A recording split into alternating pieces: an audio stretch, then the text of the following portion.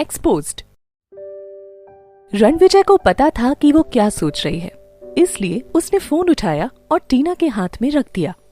टीना phone लेकर अंदर अकेले में नहीं गई, बल्कि उसने रणविजय के सामने ही पूरे कॉन्फिडेंस के साथ फोन उठाया। टीना, तुम इस समय कहाँ हो? प्रणय ने कहा। मैं डरी हुई थी कि कहीं रिपोर्टर मुझे ढूंढ ना ले, इसीलिए मैं एक होटल में छुपी हुई हूँ।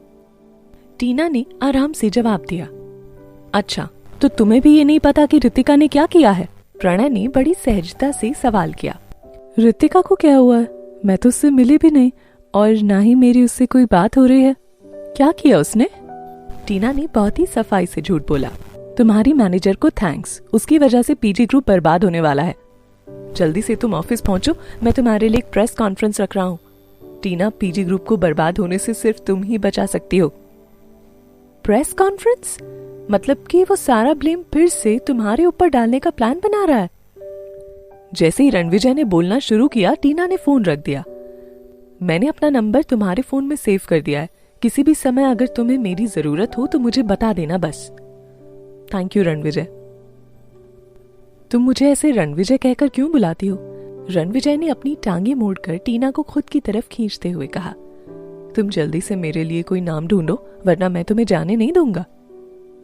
टीना के चेहरे पर मुस्कान आ गई और उसने शर्माते हुए कहा, अभी कैसा रहेगा?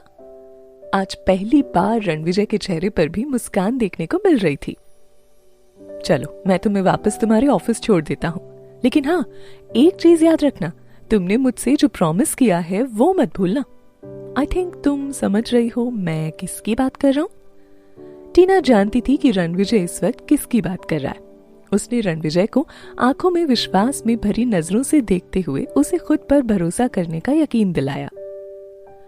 मात्र 40 मिनट में ही रणविजय ने गाड़ी चलाते हुए टीना को पीजी ग्रुप के करीब ले जाकर छोड़ दिया। रणविजय एंटरटेनमेंट इंडस्ट्री का किंग था, उसे यहाँ के सभी डार्क सीक्रेट्स भी पता थे। फिर भी वो अभी तक शांति से बैठकर टीना के हर मूव को देख रहा था। वो ये देखने को उत्सुक था कि टीना कैसे पूरी बाजी पलटते हुए खुद को टॉप मॉडल की पोजीशन पर पहुंचाती है। टीना को पता था कि वो खुद को कहां धकेल रही थी। ये तो बिल्कुल साफ था कि इस खेल में उसे अपने पूरे पत्ते छिपा कर रखने होंगे। वहीं दूसरी तरफ उसके दुश्मनों ने सारे पत्ते टेबल पर पहले से ही रख दिए हैं। अगर वो इस बाजी में अपना पूरा दांव लगाने के बाद भी कुछ हासिल नहीं कर पाती है तो टीना का मॉडलिंग करियर तो खत्म होगा ही, साथ ही वो कहीं की भी नहीं रहेगी। रणविजय की कार से बाहर निकलने के बाद टीना पीजी ग्रुप की बिल्डिंग में एक सीक्रेट रास्ते से दाखिल हो गई। जैसे ही वहां के स्टाफ ने टीना को पहचाना, सभी उसे कुछ अजीब सी नजरों से देख रहे थे। ये तो सभी को लग रहा था कि रितिका ने जो कुछ भी किया है उसके पीछे टीना का ही दिमाग है। टीना ने सभी को इग्नोर करते हुए सीधे प्रणय के कमरे का दरवाजा खोल दिया। इस समय प्रणय की पीठ टीना के ठीक सामने थी। तुम वापस आ गई? प्रणय ने बेहद गुस्से में टीना की तरफ देखते हुए कहा। क्या हुआ? टीना ने कहा। टीना, क्या सच में तुम्हें नहीं पता है कि रितिका ने क्या किया? प्रणय ने टीना के आगे न्यूज़पेपर फेंकते हुए कहा। उसने गुस्से से भरे लफ्जों में पूछा, अगर उसे तुम्हारे ऑर्डर नहीं मिले तो उसके अंदर इतना कुछ करने की हिम्मत कहां से आई? प्रणय, हम शादी करने वाले थे, मैं ऐसा कुछ क्यों करूंगी जिससे हमारे रिश्ते में कोई दरार आए? टीना ने प्रणय की तरफ मासूमियत से भरी नजरों से देखते हुए कहा।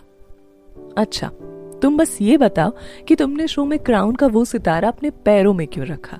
तुम अच्छे से जानती थी कि तुम्हारे और यूसुफा के बीच सबसे बड़ा अंतर तुम दोनों की टांगें ही हैं, फिर भी तुमने ऐसा किया?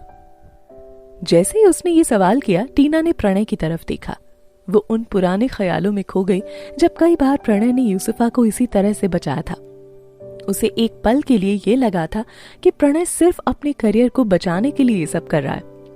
प्रणय के लिए अभी भी वो दुनिया के सामने खुद को गलत साबित कर सकती थी, लेकिन जब उसे ये विश्वास हो गया कि प्रणय ये सब सिर्फ यूसुफा को बचाने के लिए कर रहा है, तब टीना का दिल एक बार फिर से टूट गया।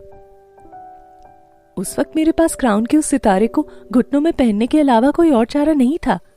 उस वक्त वहां यूसुफा का असिस्टेंट भी मौजूद था, तुम उससे पूछ सकते हो। टीना ने लगभग रोती हुई आवाज में कहा। मैंने उससे पहले पूछ लिया है, उसने मुझे सब कुछ बता दिया है, प्रणय ने कहा। प्रणय, मैं तुम्हारी फियांसे हूँ और तुमने मुझ पर भरोसा करने के बजाय एक बाहरी पर भरोसा कर लिया। टीना ने बनावटी चेहरा बनाते हुए प्रणय की तरफ देखा। वो अब प्रणय का रिएक्शन देखना चाहती थी। कल हम दोनों शादी करने वाले थे यार, अब जो होना था वो हो गया है। एचएफ ने कोर्ट में जाकर पीजी ग्रुप के खिलाफ फ्रॉड करने और कॉन्ट्रैक्ट तोड़ने का केस कर दिया है, और उसके बाद पीजी ग्रुप को बर्बाद करने की बची कसर तुम्हारी मैनेजर ने पब्लिकली अनाउंसमेंट करके पूरी कर दी है। देखो टीना, मैं साफ साफ कह रहा हूं, अब तुम्हें इन सब की जिम्मेदारी खुद पर लेनी होगी। प्रणय ने टीना की तरफ देखते हुए कहा, हम जल्दी शादी करने वाले हैं, सो मैं नहीं चाहता कि मेरी होने वाली बीवी की वजह से मेरे करियर पर कोई असर हो। इसलिए टीना, पीजी ग्रुप को बचाने के लिए तुम्हें खुद सारी जिम्मेदारी लेते हुए पब्लिकली अनाउंस करना होगा कि ये सब तुम्हारी मैनेजर ने तुम्हें फेमस करने के लिए किया था। इसमें पीजी ग्रुप का कोई हाथ नहीं है। प्रणय, पब्लिकली इस तरह की अनाउंसमेंट का मतलब ये होगा कि ये सब कुछ मैंने किया है, और तुम अच्छे से जानते हो कि मैं तुम्हारे कहने पर ही यूसुफा की जगह पर शो में गई थी। बोलो, गलत कह रही हूं मैं? टीना ने रोते हुए कहा। प्रणय, क्योंकि मैं तुमसे प्यार करती हूँ और हम शादी करने वाले हैं, इसीलिए तुम मेरे साथ ये सब करवाना चाह रहे हो। मुझे कुछ फर्क नहीं पड़ता, वहां शो में लोगों ने तुम्हें पहचान लिया, ये तुम्हारी गलती थी। अब इसका प्रायश्चित भी तुम्हें ही करना होगा। गुस्से के जोश में जैसे ही प्रणय के मुंह से ये शब्द निकले, उसे एहसास हुआ कि उसने बहुत ज्यादा बोल दिया।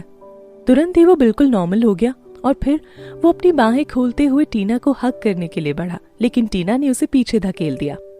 टीना, मैं थोड़ा ज्यादा गुस्से में आ गया था, लेकिन सिर्फ इस बार तुम मेरी मदद कर दो प्लीज। मैं तुमसे वादा करता हूँ कि एक बार ये सब खत्म हो जाएगा ना, फिर हम शादी कर लेंगे और सब कुछ ठीक हो जाएगा। टीना ने खुद के आंसुओं को पोंछते हुए कहा।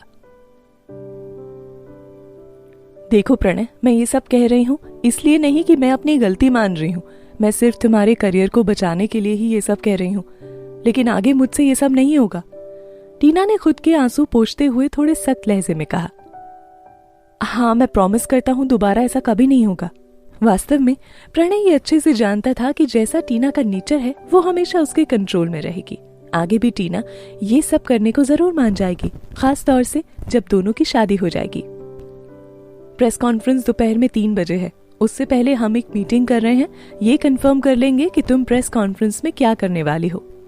ओके? टीना ने रोना बंद कर दिया था और वो प्रणय की आंखों में ठीक उसी तरह से देखने की कोशिश कर रही थी जैसे वो पहले देखा करती थी। प्रणय को अभी इस बात का अंदाजा भी नहीं था कि टीना के दिमाग में क्या प्लान चल रहा है। एक बात तो कंफर्म थी कि इस बार टीना खुद को प्रणय के हाथों यूं ही इस्तेमाल नहीं होने देगी। टीना अपने रूम में वापस गई और अपने मैनेजर को फोन किया।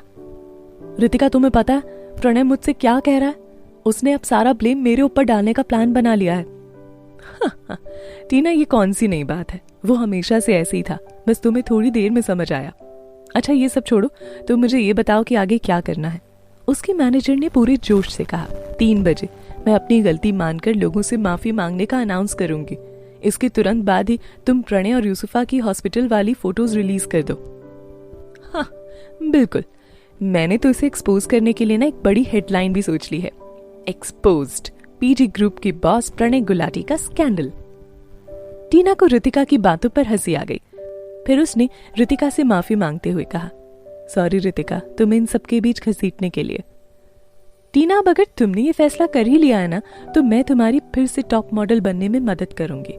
बल्कि सिर्फ टॉप मॉडल ही नहीं, मैं तुम्हें इंटरनेशनल मॉडल बनाने में भी तुम्हारी मदद करूंगी।